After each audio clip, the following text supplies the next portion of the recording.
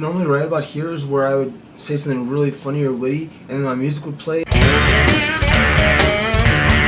No, no, no, no, no, no, no, no, no, no, no, not today, not today. The State.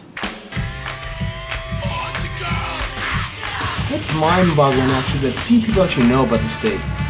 The State is the genesis for so much comedy on movies and TVs in the last 20 years. It was a weird, edgy, weird show that MTV put out in the early 90s. But let's go ahead and hit that Wayback Machine, head back to the early 90s, and see what it's all about. In the early 90s, SNL was funny again, and it seemed like everyone wanted their own sketch show. There was Culture Clash, In Living Color, Kids in the Hall, and MTV wanted to give it a try too. But I'm getting ahead of myself. The State was founded by Tom Hollenbeck after leaving a different sketch comedy group. The idea for the group was to help each other open doors for one another. And it was a free-form idea wherein the group lacked central leadership and encouraged to act on each other's collectively. In 1992, the group got their big break with MTV in a new show called You Write It, You Watch It, where the group acted out letters that were sent in by the public. I had this dream, and in it I was in the supermarket.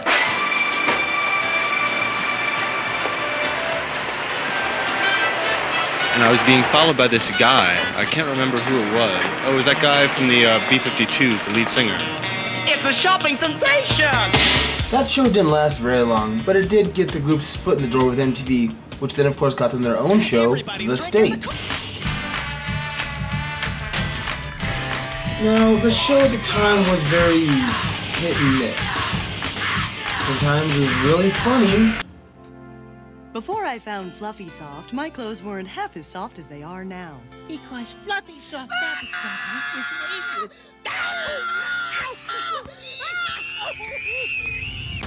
And other times...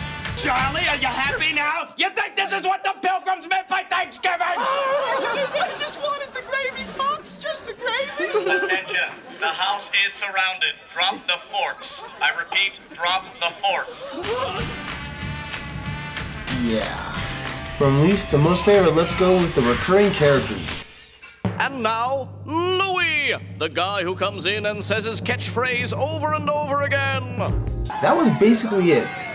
We would come in and shout, "I want to dip my balls in it." Who's got something to drink? I do. What is it? It's orange juice. Orange juice? Hey, I want to dip my balls in it! Now, Louie was funny, but very two-dimensional.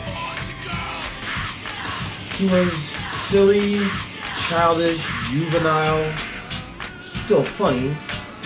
Now, as an adult, the jokes don't quite land. I mean, this is the things that a 5-year-old laughs at. I mean, that's all I can really say about Louie. Barry and Levon. The gimmick with Barry and Levon was really weird. Their gimmick was that they loved pudding. I'm Levon. And I'm Barry, Sagittarius. And it's time. It's time for $240 Worth of pudding. of pudding. Oh yeah. Mr. Boucher, come on in here. Let's get a shot of this pudding. Barry and Levon talked and acted like they were 1970s pimps, but everything they talked about was about pudding. Excuse me, I gotta whisper some sweet nothings to this pudding. I'll just be over here minding my own. Oh, baby, you know you gotta go in. You're looking so good. You're looking so right. Now, Barry and Levon were funny, not crazy funny.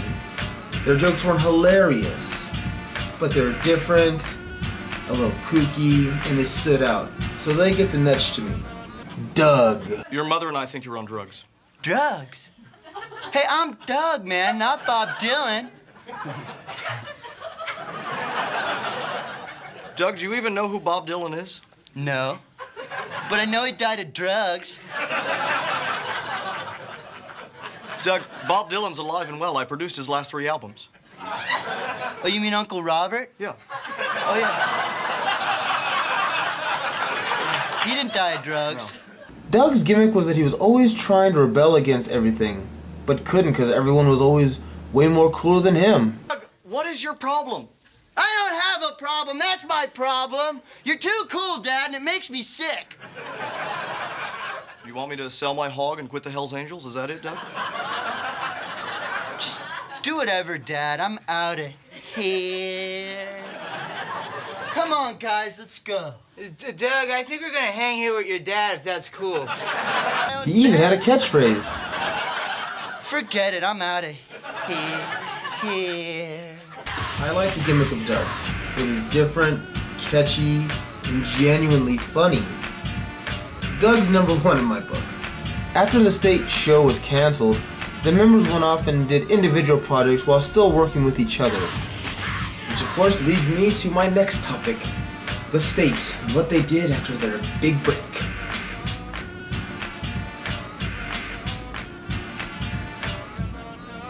Of course now most of you might recognize Kerry Kenny, Thomas Lennon, and Robert Ben Grant from Reno 911, so I'm going to kind of mesh them up together.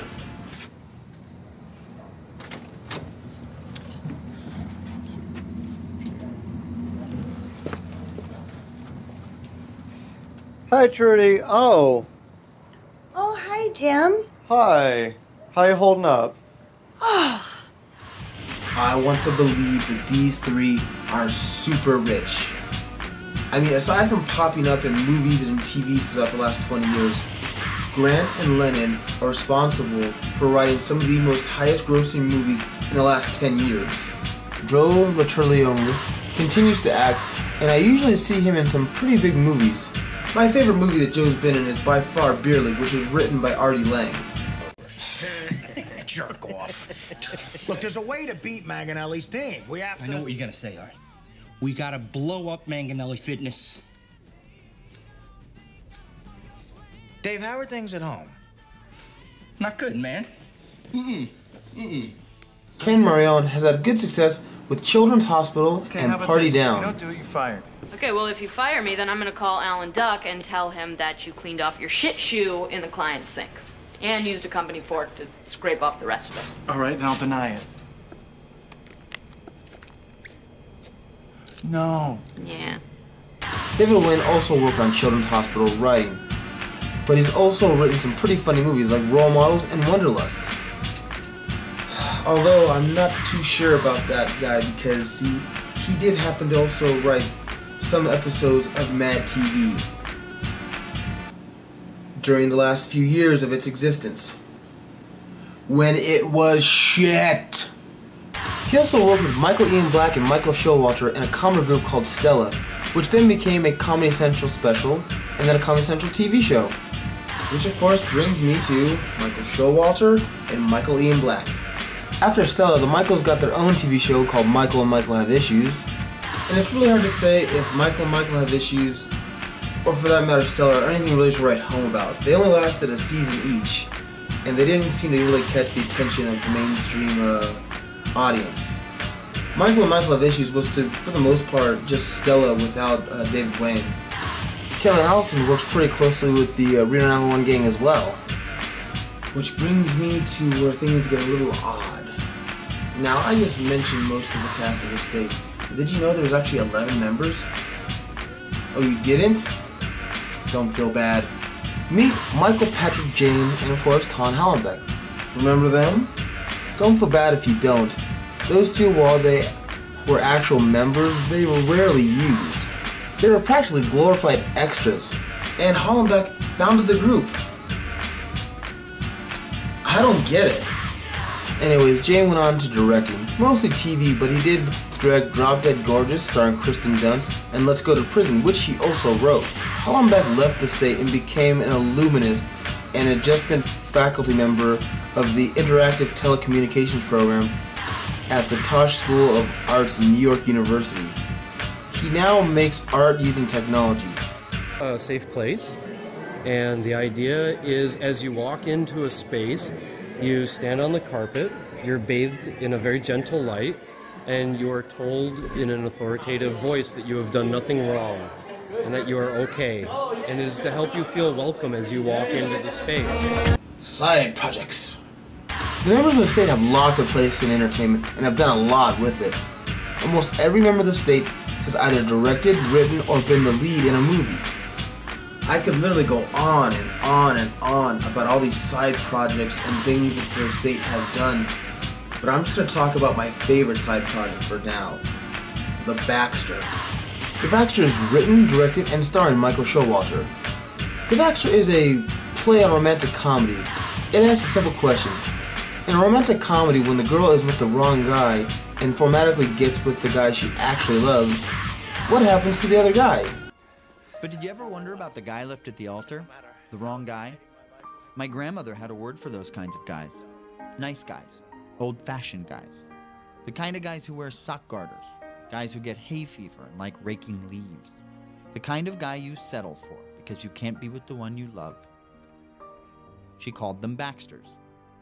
Well, I'm a Baxter. And this is my story.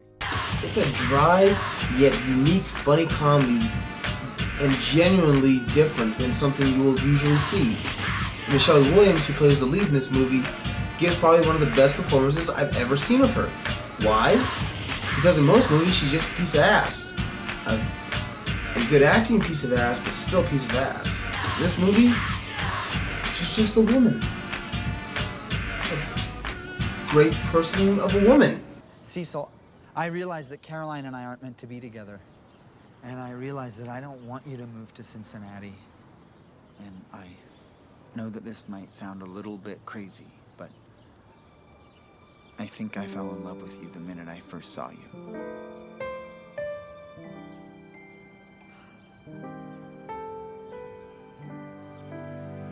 Cecil? Cecil Mills. It's me, Jack Mechanic. Remember from Semester at Sea? You. Hey, no, take it easy. Take it easy. All right, take it easy. So, in summary, Reno 911 fans, I highly recommend you check out The State. There's 3 seasons of it.